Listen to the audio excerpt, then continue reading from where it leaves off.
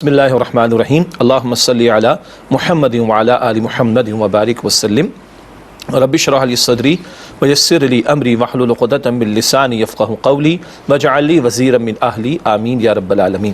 جیسے کہ ڈاکٹر صاحب آپ نے فرمایا کہ گزشتہ چند پروگرام سے ہم خاندانی زندگی پر کلام کر رہے ہیں اور اس کے ذیل میں والدین کے حوالے سے خاصی تفصیلی ہم نے گفتگو کی، اور پچھلے پروگرام میں پھر بات اس انداز سے شروع ہوئی کہ گھر جو ہے وہ معاشرے کا بیسک یونٹ ہے، بنیادی اکائی ہے۔ گھر مضبوط ہوگا معاشرہ مضبوط ہوگا۔ گھر وجود میں آتا ہے نکاح کے بندھن کے نتیجے میں، ایک مرد اور ایک عورت کا نکاح، یہ ہے جس کو شریعت نے حلال قرار دیا۔ آج جو دنیا میں روش آ گئی LGBTQ کی اور ہم جنس پرستی کی اور سیم سیکس میرجز کی، یہ غیر فطری معاملہ ہے، یہ انسانیت کی تذلیل بھی ہے، اور اس کے نتیجے میں معاشرے تو وجود میں نہیں آ سکتے۔ جی تصور ہی کتنا گھناؤنا ہے جی۔ آج آپ ان معاشروں کو دیکھیں جہاں نکاح نہیں ہوتا۔ جاپان ہے، دنیا میں سب سے زیادہ بوڑھے آپ کو جاپان میں ملیں گے، فرانس میں ملیں گے، ٹھیک ہے۔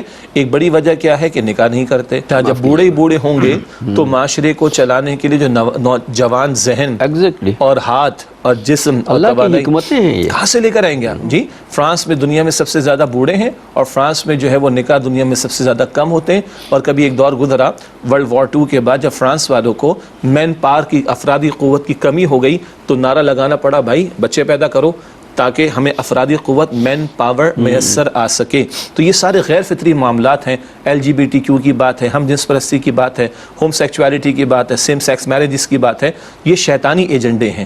رحمان کیا چاہتا ہے؟ جیسے کہ آپ نے فرمایا اللہ تعالیٰ نے اس کا حکم دیا ہے، تمام شریعتوں میں اس کا حکم دیا گیا، تمام انبیاء کی سنت ہے نکاح کا معاملہ۔ تو ایک مرد اور ایک عورت کا نکاح، اس کے نتیجے میں خاندان وجود میں آتا ہے۔ گزشتہ پروگرام میں ہم نے کچھ پہلوؤں پر کلام کیا، جس میں یہ اہم بات بھی تھی کہ نکاح دین کا حصہ ہے۔ نبی اکرم صلی اللہ علیہ وسلم ارشاد فرماتے النکاح من سنتی، یہ نکاح میری سنت میں سے ہے۔ پھر آپ نے فرمایا تمام انبیاء کی سنت میں سے ہے، اور نکاح دین کا حصہ ہے۔ قرآن کریم اگر بہت سارے احکامات والدین کے بارے میں، زوجین کے بارے میں، اولاد کے بارے میں، رحمی رشتوں کے بارے میں، وراثت کے احکامات کے بارے میں، وصیت کے بارے میں عطا کر رہا ہے، نکاح کے بارے میں، طلاق کے بارے میں، رضاعت کے بارے میں اگر عطا کر رہا ہے یہ احکامات، تو یہ احکامات اپلائی کب ہوں گے؟ جب نکاح ہو اور گھرانے وجود میں آئے۔ تو اللہ تعالیٰ نے قرآن پاک میں نکاح کی ترغیب دلائی ہے، تشویق دلائی ہے۔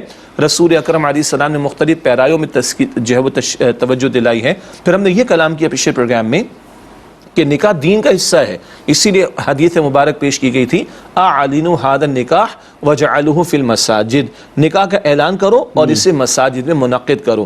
گویا یہ فرض درجے کی بات نہیں ہے، کہیں گھر میں کچھ گواہوں کی موجودگی میں نکاح ہو جائے، کبھی کسی ہوٹل میں کچھ گناہوں کی یا کچھ گواہوں کی، معاف کیجیے گا، کسی ہوٹل کے اندر، بینکویٹ میں، لان میں، پبلک پلیس پر جہاں لوگوں کی گیدرنگ ہو تو نکاح ہو جاتا ہے۔ لیکن پسندیدہ ہے، اچھا ہے اور بہتر ہے کہ اس کا انعقاد مسجد میں کیا جائے، برکت بھی شامل ہو۔ اور پچھلے پروگرام میں ہم نے کلام کیا تھا، ہمارے اساتذہ نے بڑی پیاری بات ہمیں سمجھائی کہ جہاں جہاں ممکن ہو کوشش کی جائے کہ پردے میں خواتین کے لیے بھی اہتمام ہو، کہ وہ مسجد میں اگر آ سکتی ہیں تو بیان سن لیں، قرآن پاک کا درس سن لیں، نکاح کے موقع پر آئیں تو نکاح سے متعلقہ خطبہ وہ سن لیں۔ اللہ کے رسول علیہ الصلوۃ والسلام کے دور میں بھی ترتیب رہی، باقی اس کی تفصیلات اپنے مقام پر۔ جب خواتین کا بھی انتظام ہوگا کہ وہ نکاح کی مجلس میں شریک ہوں، بچے بھی آ رہے ہوں گے، بچیاں بھی آ رہی ہوں گی، نوجوان بھی آ رہے ہوں گے، تو سب کو محسوس ہوگا یہ مسجد میں انعقاد ہو رہا ہے، یہ مذہبی فریضہ ہے، یہ دینی تقاضا ہے، اس کا تعلق دین سے ہے، یہ دین کا حصہ ہے، یہ دین کی تعلیمات کا تقاضا ہے، یہ شریعت کے احکامات کا تقاضا ہے۔ تو نکاح اگر مساجد میں منعقد کیا جائے گا تو یہ پیغام بھی لوگوں کو جا رہا ہوگا۔ پھر پچھلے پروگرام میں کچھ ریکمنڈیشن ہم نے دی تھی، مثلا سورہ البقرہ کے 4 رکوعوں کا ذکر کیا گیا تھا۔ سورۃ البقرہ رکوع نمبر 28، 29، 30، 31، 4 رکوع مسلسل یہ خاندانی زندگی کے بارے میں ہے، نکاح سے متعلقہ ذکر ہے، طلاق سے متعلق ذکر ہے، رضاعت سے متعلق ذکر ہے، عدت سے متعلق ذکر ہے، مہر سے متعلق ذکر ہے۔ اور بار بار پچھلے پروگرام میں ہم نے ایمفیسائز کیا تھا اتقوا اللہ اتقوا اللہ اتقوا اللہ، اللہ سے ڈرو، اللہ سے ڈرو۔ تو خوف خدا کا ذکر بار بار آئے۔ کیوں؟ گھر میں نہ ٹی وی کیمرے لگا سکتے ہیں، نہ CCTV کیمرے لگا سکتے ہیں، نہ کسی پولیس اہلکار کو بٹھا سکتے ہیں، نہ کسی اور ادارے کے افراد کو۔ گھر میں تو خوف خدا ہوگا تبھی معاملات درست ہوں گے۔ تو یہ 4 رکوعوں کا ذکر پچھلی مرتبہ کیا گیا، اور مقامات قرآنی بھی ہیں جہاں خاندانی زندگی کے بارے میں، گھریلو زندگی کے بارے میں رہنمائی اور احکامات عطا کیے گئے۔ اس سب کا حاصل کیا ہے؟ آج جو ہم دین سے دور ہیں، جیسے آپ نے فرمایا، آپ نے بہت سارے پروگرامز مختلف مفتیان کرام کے ساتھ کنڈکٹ کیے ہیں کیو ٹی وی پر بھی، کہ بس نکاح کا طلاق کے بارے میں مسئلہ، یا پھر خلا کے بارے میں مسئلہ، یا میرا حصہ کتنا بنے گا اگر میں اس سے طلاق لے لوں، یا ملے گا کہ نہیں ملے گا، اینڈ سو آن۔ اس کے سوا بہت کم دیگر احکامات کے متعلق لوگ جانتے ہیں۔ تو ضروری ہے قرآن حکیم کی تعلیمات اور رسول اکرم علیہ السلام کی تعلیمات کی طرف متوجہ کیا جائے۔ اور یہ پروگرام ہمارا ٹائٹل کیا ہے؟ لقد کان لکم فی رسول اللہ اسوۃ حسنہ۔